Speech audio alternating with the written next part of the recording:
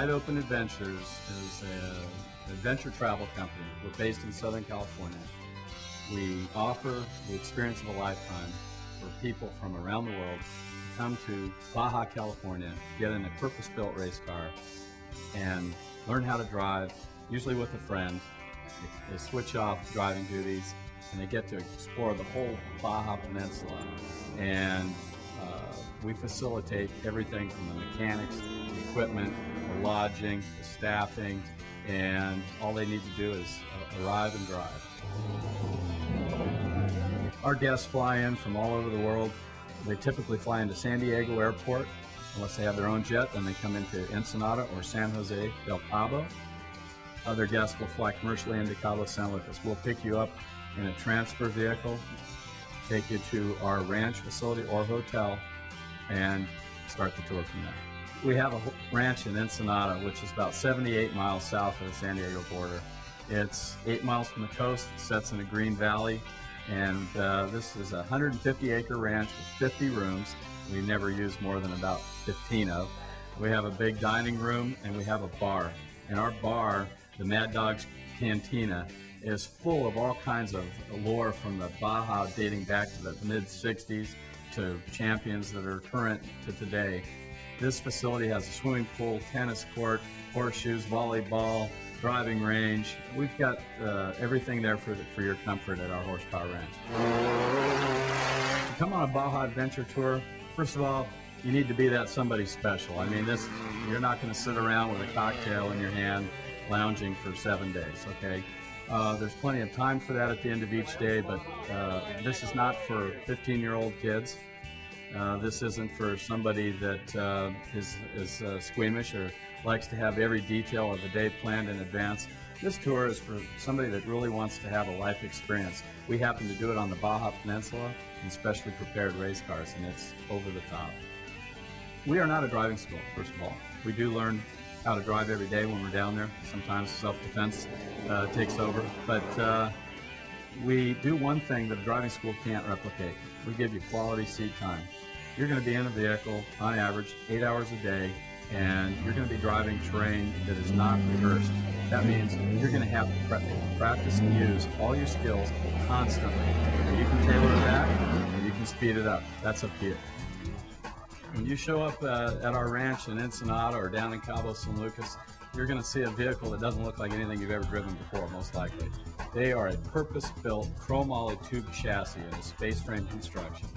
They have 20 inches of wheel travel at all four corners. That means the vehicle can literally cycle through bumps 20 inches tall, and if everything's going correctly, you don't feel a thing inside the car. It's kind of like walking over a pebble with sneakers on. You don't really feel the pebble. So you can now see some very rugged terrain, smoothly, comfortably.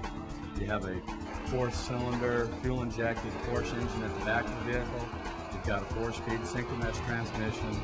You've got GPSs, power steering, power disc brakes, and a lighting system the moon rover could have used.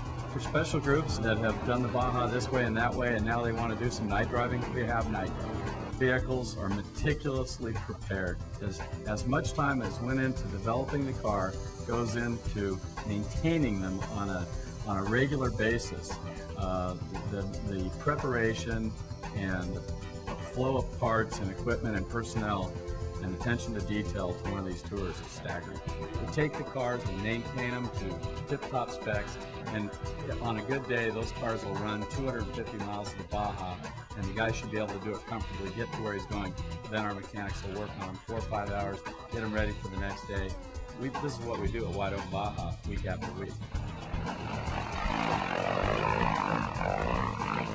To drive one of our cars, you need to have a certain amount of intelligence, and with that you need to have a certain amount of maturity.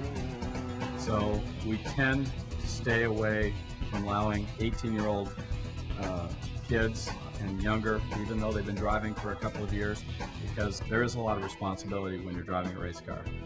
Yes, you need to have a license. You do need to have some experience driving a stick shift, and you need to come down there ready to be responsible and ready to learn some new techniques about driving. This isn't just for everybody. There is danger down there, but at the same time, you don't need to be a race car driver.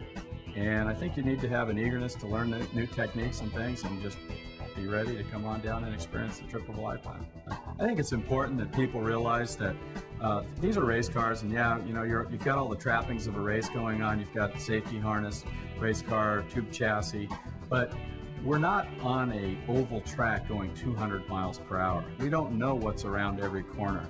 Everybody acts appropriately. The average speeds during the day are probably between 20 and 60 miles an hour 90% of the time.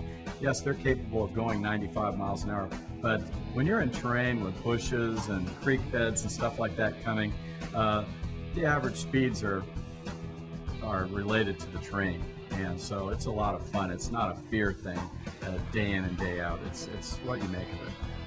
There are times on a tour when you may be driving 15 to 25 miles an hour on and off the gas, around corners, you know, down into little draws, across creeks, you know, through a village. And this may go on. Technical driving like that may occur for an hour, or even more than an hour at a time. And the input that goes into driving a car at those speeds and in that kind of terrain is just as challenging as driving 90 miles an hour down the open two-track trails that cover the rest of the Baja.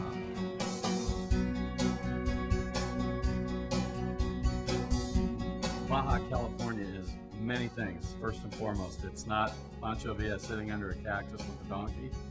What it is you have chaparral, sagebrush, the sort of country you might see in Southern California before all the houses and condos.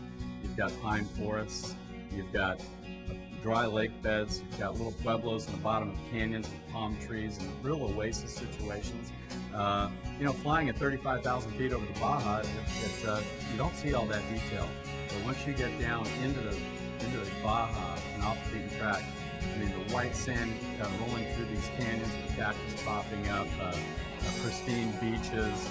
It's just an amazing place. And everybody that I have brought down, that I've connected with, that's one of the things that they flew into within 45 minutes of driving.